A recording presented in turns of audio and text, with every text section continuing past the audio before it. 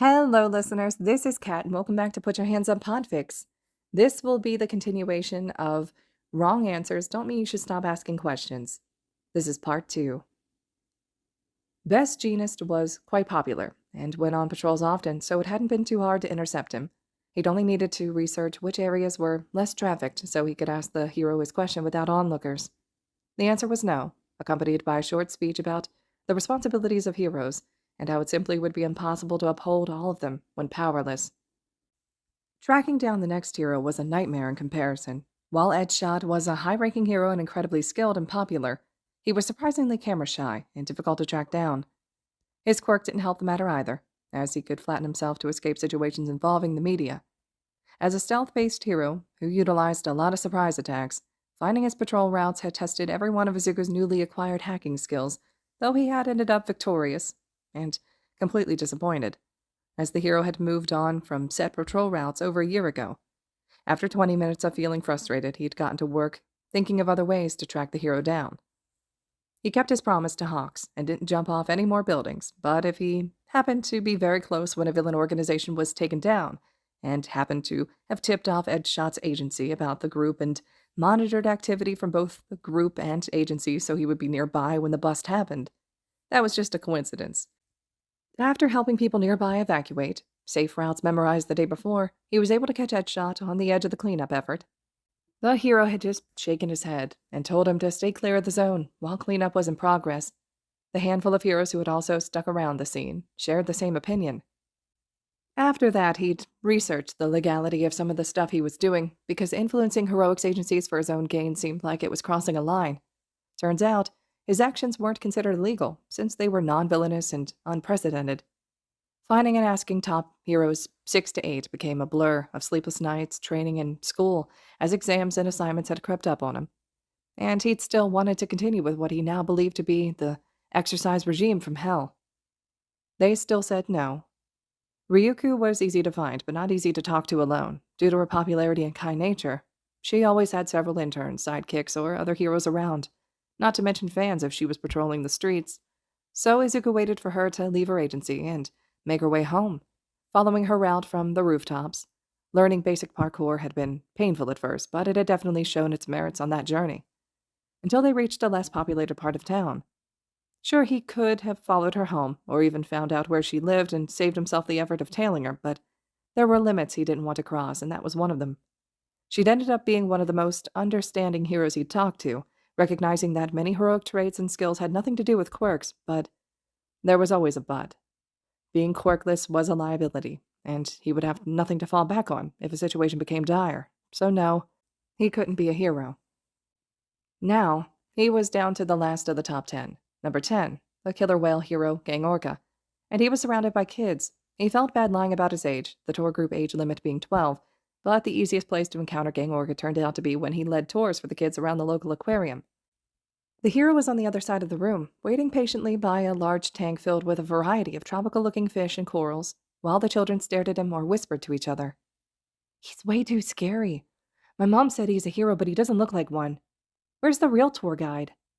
Izuku couldn't see a visible change in Gang Orca's stance or expression as the children's whispers reached him, but he got the distinct impression that this wasn't the first time a tour group had been scared based off of his appearance. "I bet he's actually a villain," one of the older, more confident kids declared, setting the others on the edge of panic. "That's not right." Izuku surprised the kids and himself by responding quietly. "Oh yeah?"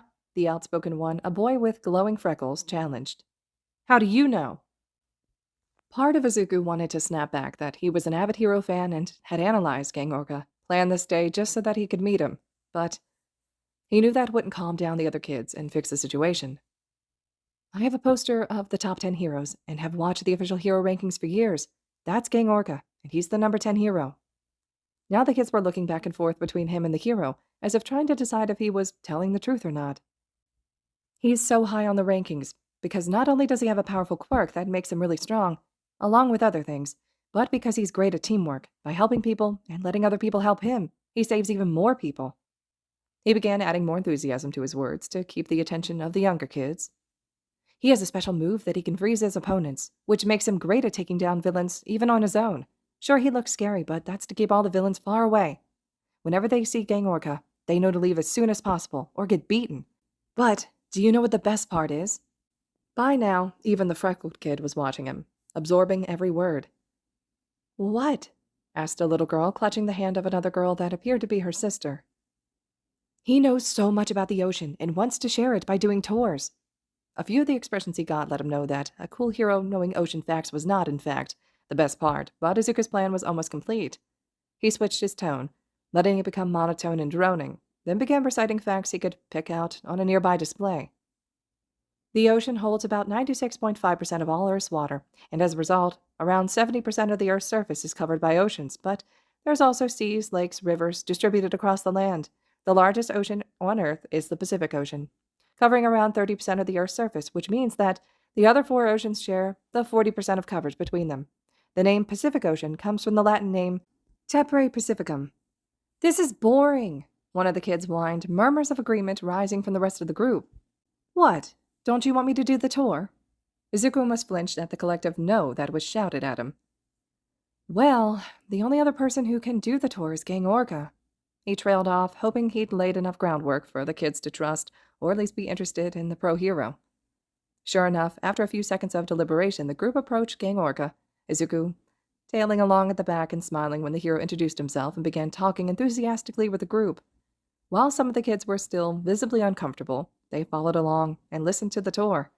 Izuku let the information flow around him, briefly viewed but not committed to memory. It was a nice change of pace from his intense researching or last-minute schoolwork. By the time the tour was over, all the children were asking questions and interacting with Gang Orca, fear long forgotten. They filtered out into the admittance area slowly, leaving him loitering around while Gang Orca saw the last of them off. How old are you? Izuku flinched at the question, not realizing how close the hero had gotten.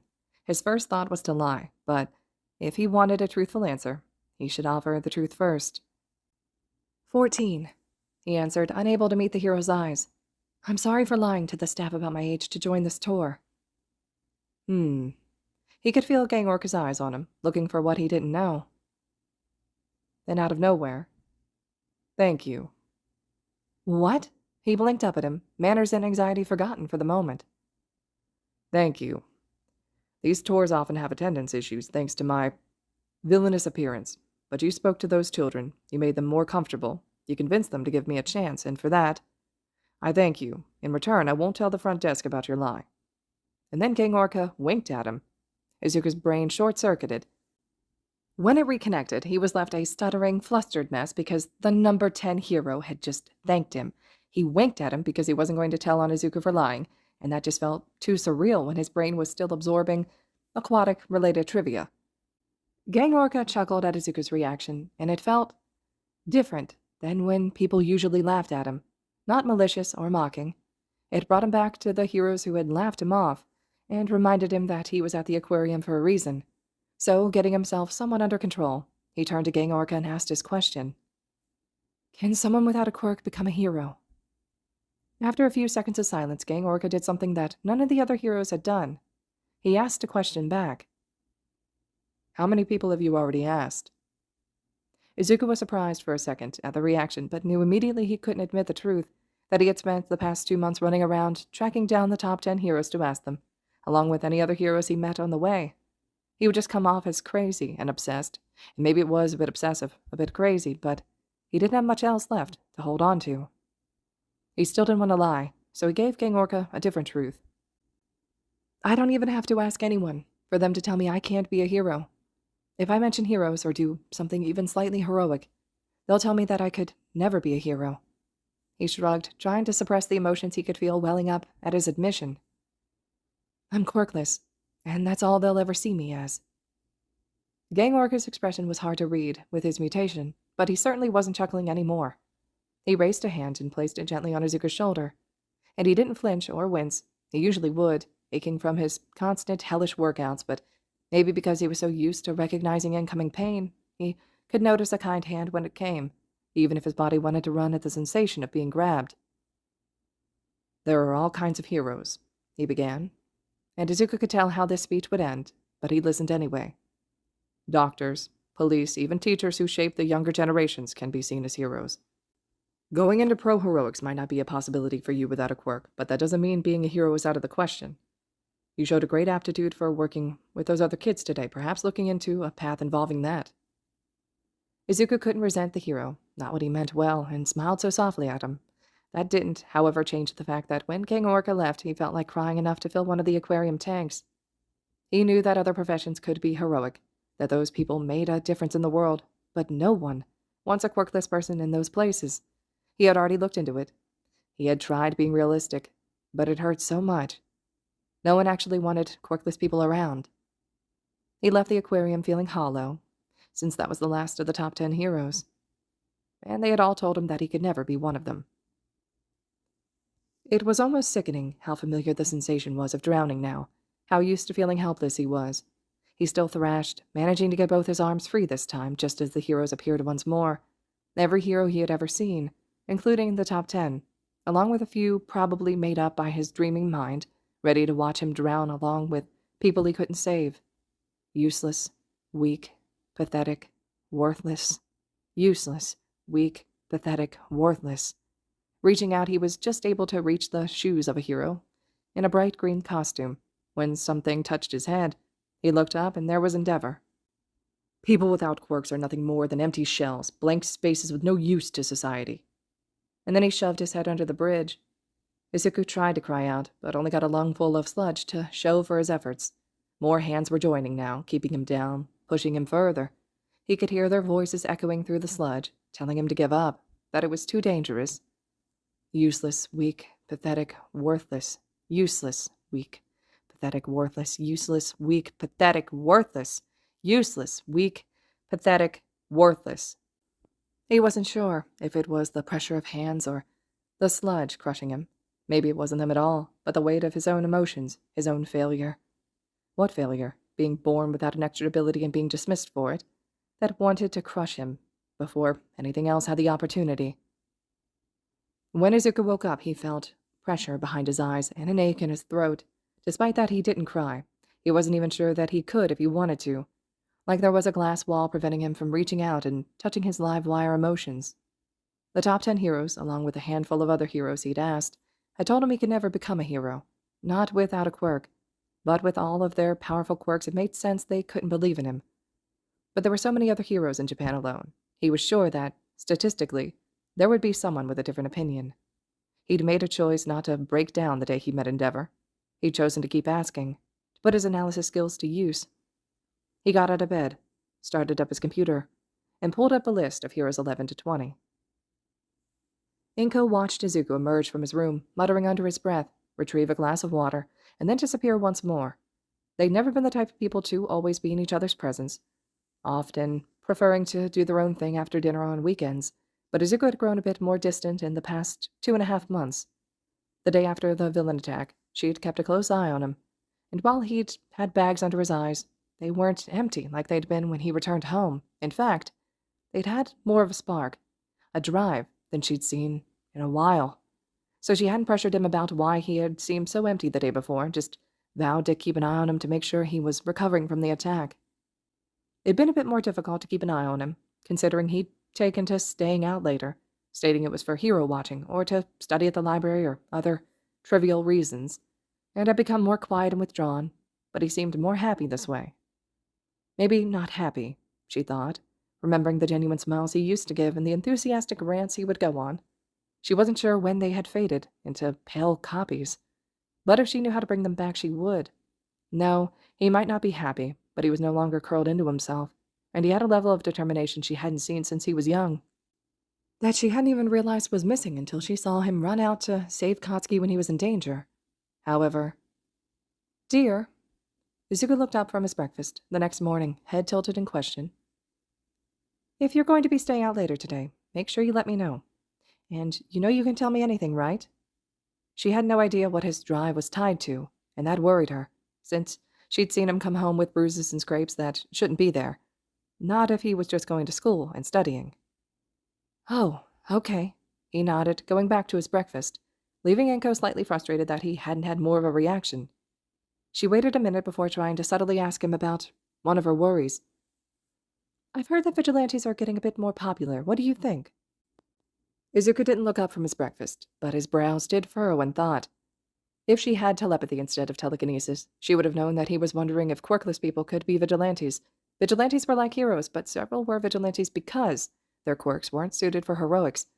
Though, he'd have to hold out on researching since he had to find number 26 hero tonight, and that required 2 trains to get to Chiba to intercept their route.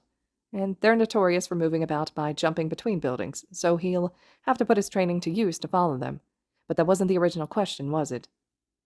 I haven't heard anything about a rise in popularity, although vigilante activity dropped a little while ago, so maybe they're starting up again? Which doesn't make sense with All Might making more appearances in the area, unless he's inspiring them to try and be more heroic. He seemed genuinely contemplative on his answer, so Ingo figured she could cross, "Is my son becoming a vigilante?" off her list. There was definitely something going on. He was still distant, sometimes even when she asked a direct question, but once again she decided she was going to trust him to come to her if something was wrong. "Where the fuck do you think you're going?" Izuku froze. It was late, and he'd just managed to make it back to Musutafu after asking the number 30 hero, Marauder, if he could be a hero. The hero had spat at his feet, which was a new and unexpected reaction, and he'd taken a shortcut through the less trafficked part of the city. Turning, knuckles white on his backpack straps, he saw a figure blocking the alleyway exit. Can I help you?" He highly doubted that the figure was friendly, but Izuku was tired and wasn't confident he could get out of the other end of the alley fast enough. Except, when the figure flinched, he realized they hadn't been speaking to him at all. They turned, hooded face whipping around to meet Izuku's eyes, and the person they were holding coming into view. Oh. Izuku wasn't sure what the best way to approach the situation was, but his feet were already moving, drawing him closer to the pair. "What are you doing?" he asked, eyes flicking around in an attempt to figure out a plan based on his surroundings, finding nothing but walls, old posters, and a few bits of litter. "Mind your own damn business," the hooded figure growled, drawing themselves up. As he grew closer, he saw that the person they were holding, young, short, dark hair, was trying to get free of their captor's grip, shouting and thrashing, but for some reason Izuku couldn't hear their voice. It wasn't hard for him to figure out. Silencing was part of the assailant's quirk, but figuring out how it was activated, most likely touch, but could be eyesight, area, or another effect. And the full effects? Was it just silencing? It wasn't affecting movement, and their victim was still trying to scream out, so it wasn't from a lack of air. It was something else. But that didn't matter right now, because there was someone who was being held against their will, and Izuku was the only one around who could do something about it.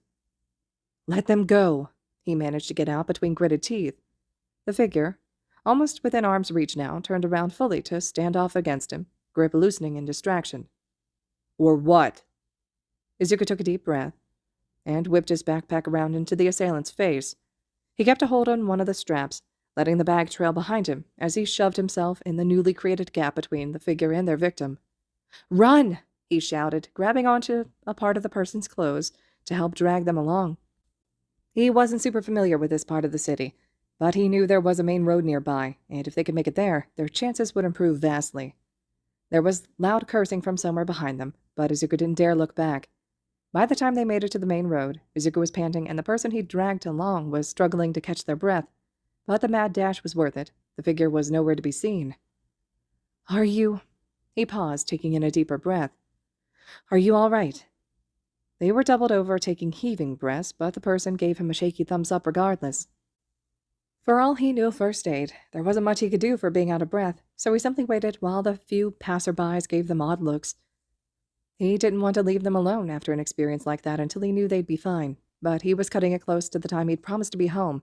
Of course, he could run the rest of the way, but he was already tired, and especially now, with the adrenaline leaving his system, so he wasn't sure he wouldn't just collapse the moment he stepped through the door.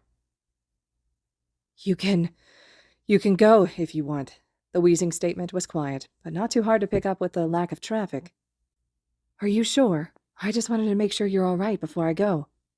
The stranger huffed a laugh. "What are you, a hero? That dude's long gone, and I'm sure you don't want to stick around this late." Izuku hesitated, stuck between the idea of helping and the need to be home soon, but looking around there was enough foot traffic that he wouldn't feel like he was completely abandoning the person to fend for themselves. "I do need to get home, but stay safe, okay? You should probably also file a police report to make sure they don't try to grab anyone else." The stranger nodded, straightening a bit to give Izuku a lopsided smile. Izuku returned it before turning to head home, hoping that he would make it back in time. It had taken him 30 top heroes to actually be involved with a crime scene or villain attack, if he didn't count helping evacuate people. It would not be the last time. A lot of the time, the victims didn't stick around. It was almost funny how similar it was to when he would stand up for other kids on the playground, and they would run off while he was beaten up. This wasn't a kid's playground, though. This was real life, dealing with actual criminals and villains who had the power to kill him. After his second encounter, a criminal with a knife, he decided to add self-defense to his ever-growing list of things to learn. After his fifth encounter, he was adding his own notes on how to improve the basic self-defense routines he had learned from. Parkour training shifted to learning how to scale buildings no matter how little handholds there were, an ability that saved him twice in one night. He couldn't fight most of the villains he came across, considering he had no training, and these villains were worthy of the top 20, 30, 40 heroes' attention, so he shifted his focus on stamina to speed. If he couldn't fight, and he wanted to escape bad situations, he'd have to be faster than the villain, or any heroes that showed up to the scene and could mistake him for a vigilante. The only problem with that plan, however, was that he could never leave behind other people when they were in trouble. Those were the occasions when he'd come home hiding injuries, the price of buying more time for someone else to escape, as the little self-defense he knew along with his analysis granted him a bit more of a chance than the victim. Sure, he could barely throw a punch, but no one expected a kid to scale a vertical wall and drop a brick on them. In fact, he'd ended up directly involved in a hero fight by pulling a similar maneuver. The 39th top-ranking hero, Condenser, had been going against a 3-person villain team, which would have been manageable if not for the third villain working with his projectile-based quirk, which allowed whatever debris he picked up to be thrown with great velocity. Izuku hadn't intended on getting involved, but then the villain had landed a nasty hit on the back of Condenser's head, and Izuku had known that there was no way the hero could fight off 2 villains with a concussion while also worrying about more incoming projectiles. So, he'd jumped from the building he'd been watching from to a nearby one and dropped his backpack onto the villain before he could get another shot in. Having just come from school, his backpack might as well have been a small slab of concrete with how packed it was, so the villain was immediately taken out of the fight. He'd managed to grab his bag and get far enough from the scene that he didn't get caught, and was still able to ask Condenser his question before he left the area. "What was that, kid?" "Nah, I don't... Yeah, there's no way that'd work out." Those villains had a good strategy, as the long-range attacks were unpredictable and broke up the hero's focus, so Izuku began looking into long-range weapons in case he got caught up in another villain fight when chasing after a hero. He didn't regret having to get up an hour earlier every morning to practice using a sling, not a slingshot, as those could be considered an illegal weapon, but a piece of material he could use to put more distance and force behind his throws. When he was able to distract a villain by throwing rocks, keeping them off a sidekick's back until another hero could arrive to help. He improved his reaction times, becoming used to the fact that if he messed up on this ridiculous quest, he could die.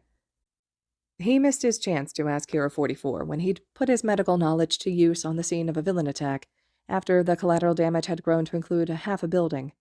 He'd managed to lead several people away before the building had collapsed, and sticking around to help treat basic injuries while they waited for police and paramedics to show up had seemed like the next logical step. Ectoplasm had arrived to help locate any people trapped in rubble and scan the area for the escaped accomplice, and Izuku had been able to ask him if he could be a hero. Ectoplasm had said no, and asked if Izuku needed medical attention. He'd managed to wave the hero off, not wanting to explain to someone that his shock wasn't from the attack. It was from one of the people he'd treated, calling him their hero. He didn't know how he felt about the statement, didn't know how he was supposed to feel, so he forced his mind back to his list of heroes and the next steps he would have to take. Katsuki had no idea what was up with Deku. He'd been one constant his entire life, always muttering in the background and following him around, obsessed with heroics, but something shifted ever since that villain attack. He didn't mutter as much as usual, but rode more than ever, and Katsuki had no fucking clue what he's writing about because the nerd was out the door at the bell. He just sat through class, taking notes and looking completely zoned out, and then disappeared to who knows where. He hated not knowing things, and that it was Deku of all people that was being unpredictable, so he decided to find out what the fuck was going on. Instead of taking his time at the end of the day, he packed his shit up early, watching Deku wait until the last minute to do the same. When the bell went off, Deku was quick to get up and start moving between the desks, but Katsuki was faster. "Where the fuck do you think you're going?" Their classmates watched as Deku froze, probably expecting to see Katsuki grab him. But Katsuki was also frozen at the completely empty look Deku was giving him, as if he didn't recognize who he was. Then that second ended, and Deku did a complete 180 and ran to the other side of the classroom. "Oi, you nerd! Get back here!" Katsuki felt small explosions go off in his palms as he followed Deku at a more leisurely pace. After all, it wasn't like he could run away. The only possible way out on that side of the room was to jump out of one of the... He felt ice in his veins as Deku opened one of the windows. "What the hell are you doing?" His shout was joined by other members of their class. The teacher had already tuned out, ignoring whatever happened after the bell went, so long as they didn't cause damage to the classroom. Some crying out in surprise, others asking what the hell was going on like he had. He sped up, vaulting over one of the desks, but he couldn't even get one more word in before the nerd threw himself through the window. The class had erupted, people shouting and shoving their way to the windows so they could see what had happened. For once, Katsuki let himself be jostled with their antics, suddenly blindsided by a memory. "If you want to be a hero so bad, I have a shortcut for you. Take a leap of faith off the school roof and hope for a quirk in your next life." There was no way he would actually... Someone's elbow rammed into his side, snapping him out of whatever the hell he had just been feeling. He growled and shoved his way to the front of the group, blocking out their chatter as he looked out the window. It took him a few moments to locate the nerd. Not directly below, not sprawled in his own blood. And he wasn't even looking back at them. He was quickly walking to the school gates as if he hadn't just jumped out a second-story window. Part of Katsuki was screaming at him to follow Deku and figure out what the fuck just happened. But the thought of asking him and getting nothing but that empty stare... Katsuki had no idea what the hell was going on with Deku, so he'd just have to sit back and watch to find out. Izuku reloaded the Hero Association website, but when he checked the rankings page, the results were still the same. They'd shifted a bit from yesterday's, which were different from the day before. As soon as you passed the top 50 heroes, he was officially on 52, but he'd asked more heroes than just the ones he'd tracked down, a few sidekicks as well. Rankings were a bit less stable, fluctuation based on public opinion and amount of resolved incidents. It was a good way to inspire productivity from heroes, but for someone who was meant to be working through the rankings, it was a nightmare. Izuku couldn't risk missing a hero simply because they jumped up a few ranks and slipped past him while he was researching a different hero. He groaned, letting his head fall down to hit his desk. There was paper strewn all across his desk, and pinned to his walls, and some covering his bed, not to mention the state of the floor. So the impact wasn't painful, but it was grounding. He waited a minute, then two, then took a deep breath and lifted his head back up, switching between pages on his laptop to the complete hero list page. While new heroes were added each year, they were fewer and fluctuated less, so if he wanted a steady list, he would have to start tracking heroes down alphabetically. It took half an hour to rearrange his physical notes, research put away for future use, and pins shifted on the cheap tourist maps he'd bought to find patterns in other cities, until he was finally ready to start from the top of the list once more. Despite the amount of times he got rejected, despite how often he got hurt, he kept going. The night he fell a full story and fractured his ribs, the bright hero, Lights Up, told him he should go to the doctors to get his head checked for worms, since quirkless people barely existed anymore and there was no way one could be a hero. The weekend he lost the feeling in his hands and feet from training and running the length of the city, Cementos gently let him know that most people failed even getting into hero courses, let alone getting full hero licenses, so being quirkless and getting into heroics was just unrealistic. The day he skipped school because of a fever, Spinning Top just looked him over, raised an eyebrow, and laughed, leaving Izuku to return home to fever dreams of the whole world laughing at him. Despite that, he kept going. All right, listeners, this concludes part 2 of Wrong Answers Don't Mean You Should Stop Asking Questions. Part 3 will be up next. I hope you all are enjoying this so far, and as always, thank you so much for listening.